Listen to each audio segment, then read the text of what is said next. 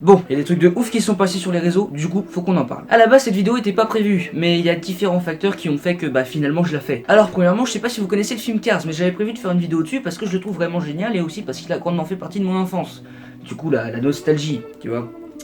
Yes. Le truc c'est que le DVD je l'ai tellement regardé que maintenant il est mort et je ne peux pas l'extraire. Et ça me saoule parce que j'avais comme projet de mettre des extraits vidéo et pas juste des captures d'écran comme je le faisais avant. Je mets donc en suspens la vidéo pour le moment qui sortira je l'espère la semaine prochaine. Et je vous encourage grandement à aller voir ce film qui est vraiment génial. Et ensuite l'autre facteur qui fait que vous regardez cette vidéo en ce moment c'est putain y'a la Snyder Cut. Ma dernière vidéo traitait du film Justice League. Je sais pas vraiment si elle vous a plu mais vu qu'on a discuté dessus pendant 70 commentaires et moi personnellement je considère ça comme une bonne expérience. Dans cette vidéo j'ai expliqué mon avis sur ce film et pourquoi d'après moi il est très mauvais. Mais si maintenant je vous disais que Jason Momoa, l'acteur d'Aquaman, a confirmé en interview qu'il a vu la Snyder Cut et que, tout en filant de nouvelles images, il déclare que c'est un film totalement différent que le premier film sorti, et moi je trouve ça vachement cool. Alors il y en a peut-être qui n'ont pas suivi et qui se demandent c'est quoi la Snyder Cut, donc je vais résumer rapidement. Zack Snyder pendant la réalisation du film Justice League a perdu sa fille, ce qui fait qu'il a dû se retirer du projet. Warner et DC l'ont donc remplacé par Joss Whedon qui a tenté des trucs surtout avec des reshoots, et autant il y en a qui marchent, autant d'autres pas du tout. Il y a donc deux versions du film Justice League, une qui est sortie officiellement et que j'ai traitée dans ma vidéo,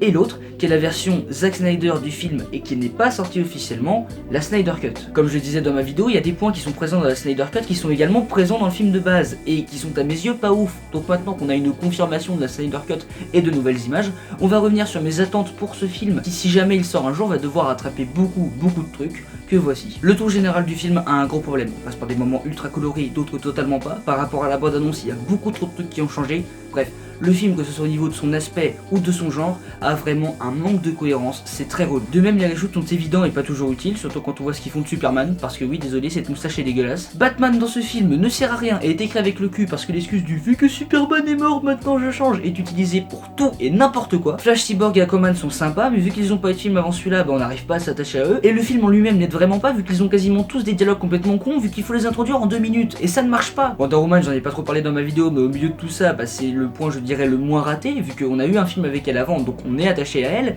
Le truc c'est que ça suffit pas pour en faire un réel bon point, parce que dans ce film il y a à la fois la love interest de Batman, de Flash et d'Aquaman, et en plus on est là en train de la placer comme un nouveau leader pour la team.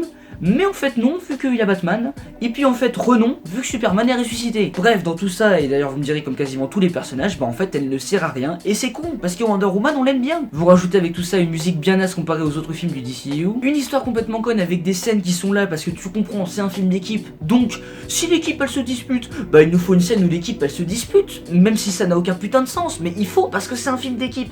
Pareil, si l'équipe finalement, ils s'entendent tous ensemble, il faut qu'on ait une scène où ils sont tous contents ensemble, même si ça n'a aucun putain de sens. Et puis Steppenwolf, un méchant totalement pas charismatique avec son but de... mais attendez, on sait toujours pas pourquoi il est là en fait. Et venez pas me dire que vu qu'on parle de Darkseid dans le film, ça justifie tout, parce que c'est pas du tout le cas. Darkseid dans le film est mentionné une fois, il est mentionné, on ne dit que son nom, on n'explique même pas qui c'est, et on ne le montre pas. Donc non, ça ne justifie rien du tout, c'est complètement con. Et ne comparez pas Steppenwolf à Loki, parce que même s'ils ont tous les deux des cornes, comparé à Steppenwolf, Loki lui, on l'a vu dans le premier Thor, et en plus dans Avengers, même s'il est le larbin de Thanos que lui, on voit dans le film, il a des intérêts personnels dans cette attaque. Là, Steppenwolf, on sait pas. Enfin si, pardon, Wonder Woman dit qu'il ne vit que pour conquérir. Donc c'est logique qu'il attaque la Terre pour aucune raison. Bah oui. Bref, ce film a beaucoup de problèmes et j'espère vraiment que la Snyder Cut va les régler. Néanmoins, on peut déjà voir à quoi s'attendre avec des nouvelles images qui ont été communiquées par Zack Snyder lui-même. C'est vachement cool, on y va. Première image, Aquaman qui empale Steppenwolf. Alors vous vous souvenez quand Mera dit à Aquaman que vu qu'il a battu Steppenwolf, il a sauvé Atlantis?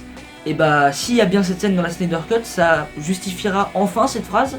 Parce que désolé, mais Aquaman dans le vrai film, il a rien fait pour battre Steppenwolf.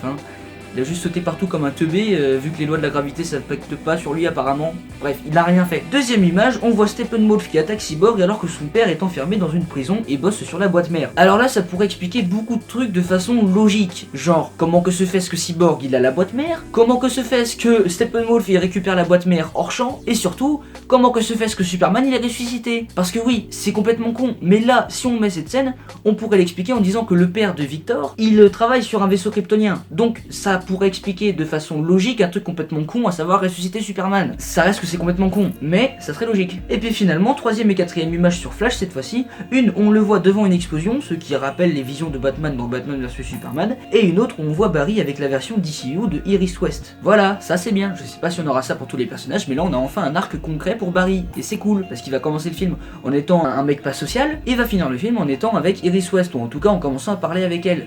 C'est cool, ça fait de Barry plus qu'un teubé. Parce que je veux dire, mince, qui court comme ça, punaise? Bon, c'est tout ce qu'on a pour le moment, mais je me suis dit que ça serait marrant de voir avec vous les images, donc si ça vous botte, bah dites-moi ce que vous en pensez dans les commentaires. On passe tout de même à la prochaine info qui fait que vous regardez cette vidéo en ce moment, c'est Sonic et sa nouvelle tête. En effet, pour ceux qui savent pas, il y a un film Sonic en live action qui est prévu, et on avait eu une première bande-annonce de ce film, et le constat était vraiment pas ouf, genre...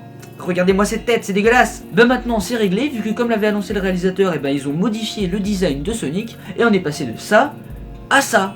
C'est génial, Sonic est classe et mignon, on a envie, en tout cas moi j'ai envie de voir ses aventures, reste plus qu'à voir ce que le film va donner en espérant qu'il soit bon. Alors oui évidemment en modifiant le design de Sonic comme ça, il y a beaucoup de moments où on dirait qu'il est en dehors du film, genre quand il est avec le chien là, on a vraiment pas l'impression qu'il est là, on est vraiment là en mode oui c'est un truc en 3D, si Sonic il est pas ici. En tout cas on verra si de ici à février, vu qu'il sort en février le film, on verra s'ils ont réussi à régler ça. Dans tous les cas, je pense que ça annonce un bon truc.